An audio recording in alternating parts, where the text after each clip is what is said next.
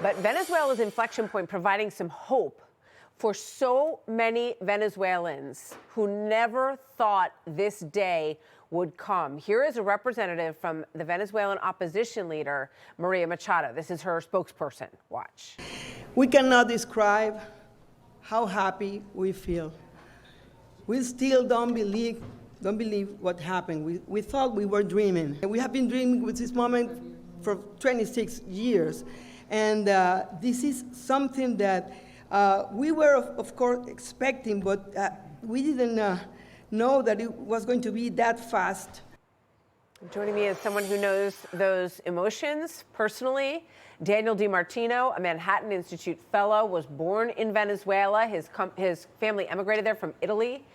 But then the country turned to socialism, just as had happened in Europe before his family left there. And he watched them socialists destroy his home country. He left the United States in 2016, has publicly called on President Trump to intervene militarily in Venezuela since 2018.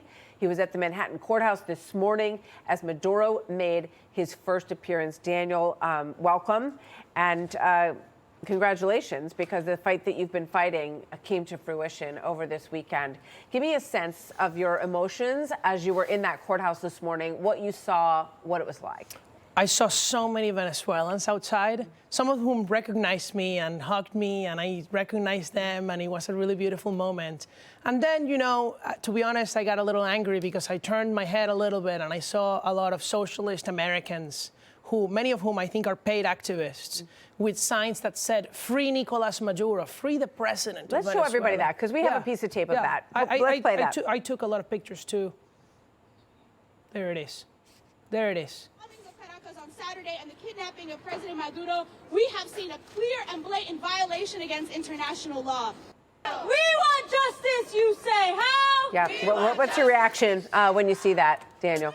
You know, I just really, I'm going to ignore them for this moment. I mean, these are evil organizations, of course, and they, by the way, are a very big threat to us in the United States. But I need to be happy right now. I need to be happy because something that I never thought would happen, but that I had been dreaming for a very long time happened. I woke up on Saturday morning at 6 a.m. I was planning to have a very productive day, go to the gym in the morning. I slept very early, and then I woke up and have 300 messages, parents, you know, family, friends calling me, what's going on?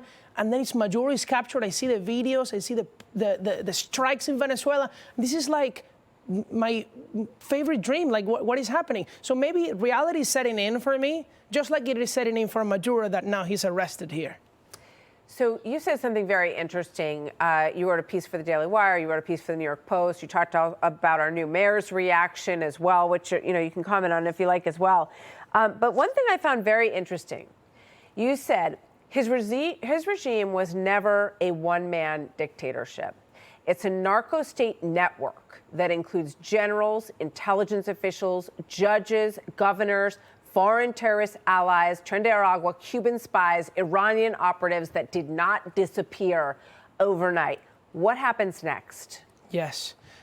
It's so much so that most of the casualties of this weekend's attack were Cuban armed guards of Maduro, not Venezuelan. Thank God, no U.S. casualty. All of the people who died were, evil members of the regime. And so what happens next is now President Trump has a historic opportunity. I think it's the greatest opportunity to bring freedom to people since the fall of the Berlin Wall, because it's not just about Venezuela. If Venezuela falls, Cuba falls, Nicaragua falls. A crooked network of narco-terrorism in Latin America that includes the Mexican cartels, that includes even the president of Colombia, that includes the president of Brazil, that includes the communist parties all over Latin America that are financed by these thugs through drug trafficking and through oil. The Forum of Sao Paulo specifically is the name of this group. These groups will all be defunded and will fall apart. And the prosperity that will come is not just more oil production from Venezuela. It's less drugs to the United States. It's less illegal immigration. It's less crime. How many Americans have died because of illegal immigrant Venezuelans here? Laken Riley? Joseph Nongaray? Just quickly, if you can, how do you root out this list that you wrote about? Yes. You've got Iran, you've got Cuba, you've got all these people. They've been living off this beast for a long time. They're not going to just walk away and collapse, are they? That's right. That's why President Trump did this operation, because they knew that, the Maduro regime thought Trump was bluffing. And then Trump proved that he wasn't bluffing, that he meant his words. And now they have an opportunity, like he said, you can leave, you can do a transition to democracy, you can do a transition to a free nation. And if you do it, we won't attack you again. All right, Daniel DiMartino, we will be watching. Thank you very much. Great to have you with us today. Thank you. This Thank is a you great so much, day. Manhattan Institute. Astute writer and someone who has experienced all of this firsthand with his family. Daniel, thank you very much. Hey, Sean Hannity here. Hey, click here to subscribe to Fox News YouTube page and catch our hottest interviews and most compelling analysis. You will not get it anywhere else.